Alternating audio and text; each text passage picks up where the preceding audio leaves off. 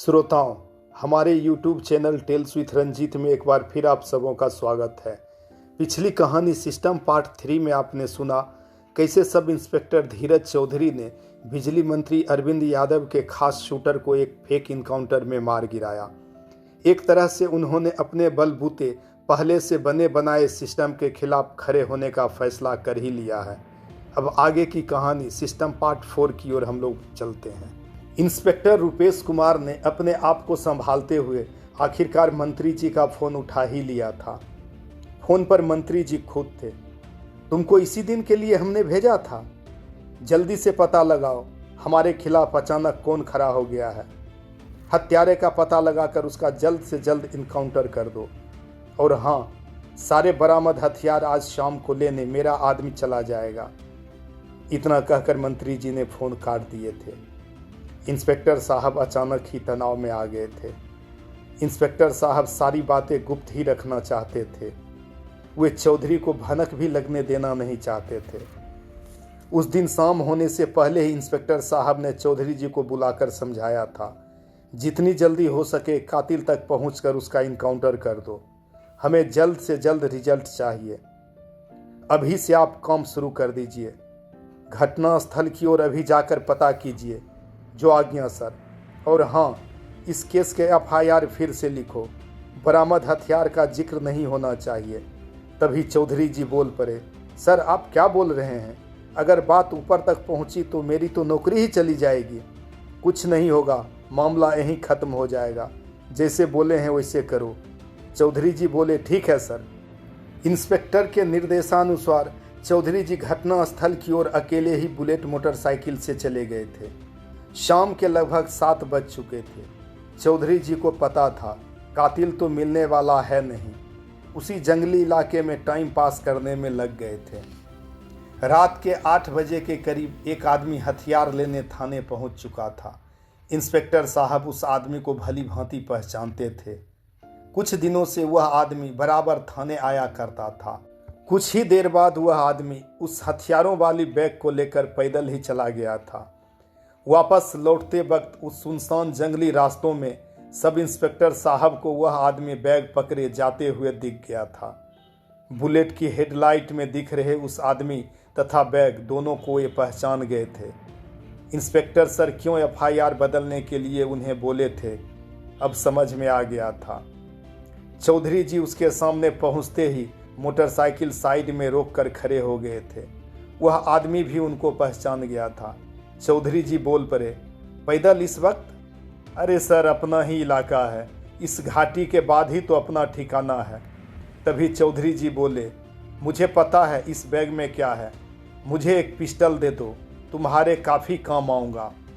उस आदमी के ना चाहते हुए भी चौधरी जी एक पिस्टल ले लिए थे।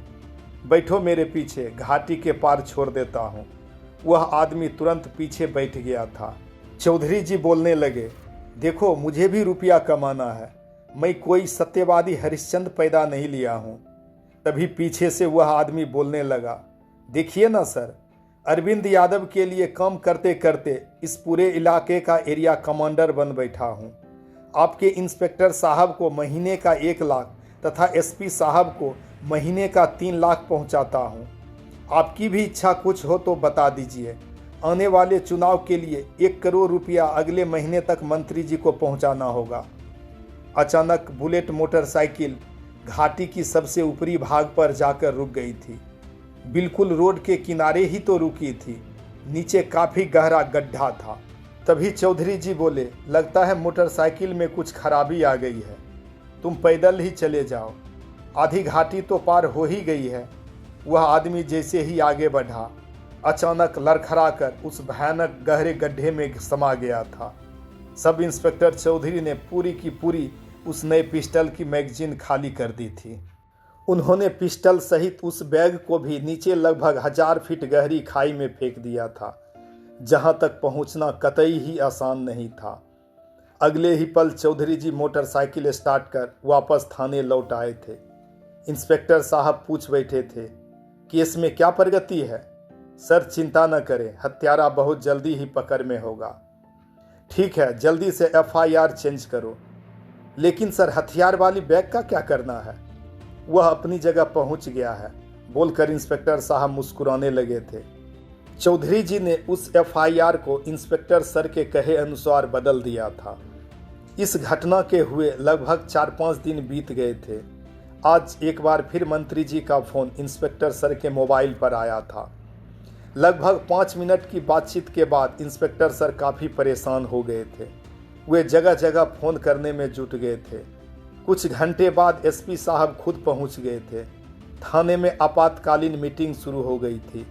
एसपी साहब का साफ फरमान इन दोनों के लिए था। 10 दिनों के अंदर वह कातिल तथा वह गायब एरिया कमांडर सकुशल मिलना चाहिए, नहीं तो ट्रांसफ़र के लिए तैयार हो जाओ। एसपी विकास कुमार ने खास तौर पर सब इंस्पेक्टर चौधरी से बोला था, तुम्हें तो अरेस्ट करने का शौक है ना, काम करके दिखाओ, नहीं तो सेंटिंग में जाना तय है। वैसे भी मंत्री जी की नज़र में तुम्हारा रिपुटेशन काफ़ी खराब है, यही मौका है। कुछ ही देर बाद एसपी दल बल के साथ वापस चले गए थे। इंस्पेक्टर ने अपने सारे सूत्रों को एक्टिव कर दिया था। वे तय सीमा से पहले ही रिजल्ट पाना चाहते थे। वे जगह जगह चौधरी के साथ टीम बनाकर छापा मारने में लग गए थे। सब इंस्पेक्टर को पता था रिजल्ट कुछ भी नहीं आनी है। आज एसपी के अल्टीमेटम दिए हुए 6 दिन बीत गए थे। आज खुद मंत्री जी थाने आए थे। वे अत्यंत सख्त लहजे में बोले थे, मुझे रिजल्ट चाहिए, मेरा गायब वह आदमी मुझे चाहिए। अगले ही महीने चुनाव हैं। पूरे संगठन को खड़ा करने वाला अगर एरिया कमांडर नहीं मिला तो समझ लेना, बोलकर उनकी गाड़ी धूल उड़ाते हुए निकल गई थी। आज 9 दिन बीत गए थे। इंस्पेक्टर साहब सब इंस्पेक्टर के साथ एक बार फिर उसी बुलेट मोटरसाइकिल से निकल पड़े थे। शाम के लगभग 7 बज गए थे। तभी इंस्पेक्टर पीछे से बोल पड़े, साला अभी तक ऑपरेशन में आए 20 पुलिसकर्मियों को मरवाया, उल्टे मंत्री से इनाम ही मिलते गया। और देखो ना चौधरी, जिसमें कोई हाथ नहीं है, वर्दी जाने का खतरा मंडरा रहा है। तभी सामने से आ रही तेज गति के ट्रक को देखते हुए चौधरी बोल पड़े, सर वर्दी उतरने के लिए जिंदा रहना भी जरूरी होता है। तभी इंस्पेक्टर बोल पड़े, क्या मतलब, हम दोनों मरने वाले हैं? शायद मैं नहीं आप सर। इतना बोलते ही सब इंस्पेक्टर ने खतरनाक तरीके से बुलेट को स्किड करा दी थी। इंस्पेक्टर मोटरसाइकिल सहित ट्रक के अंदर समा गए थे। सतर्क सब इंस्पेक्टर दूसरी साइड अपने आप को गिराया था। एक भयानक चीख के साथ इंस्पेक्टर साहब दुनिया छोड़ चुके थे। उनकी वर्दी सही सलामत रह गई थी। ट्रक के नज़रों से ओझल होने तक चौधरी जी बगल सड़क किनारे लहूलुहान लेटे ही रह गए थे। अगले ही पल थाने में फ़ोन कर दिए थे, जल्दी पहुँचो, एक भयानक सड़क हादसे में इंस्पेक्टर साहब मारे गए हैं, मुझे भी काफ़ी चोट लगी है। अगले ही पल पुलिस टीम एम्बुलेंस के साथ घटनास्थल की ओर रवाना हो चुकी थी। श्रोताओं, इस कहानी में यहीं तक। आगे की कहानी सुनने के लिए हमारी शीघ्र आने वाली कहानी सिस्टम पार्ट 5 अवश्य पढ़ें।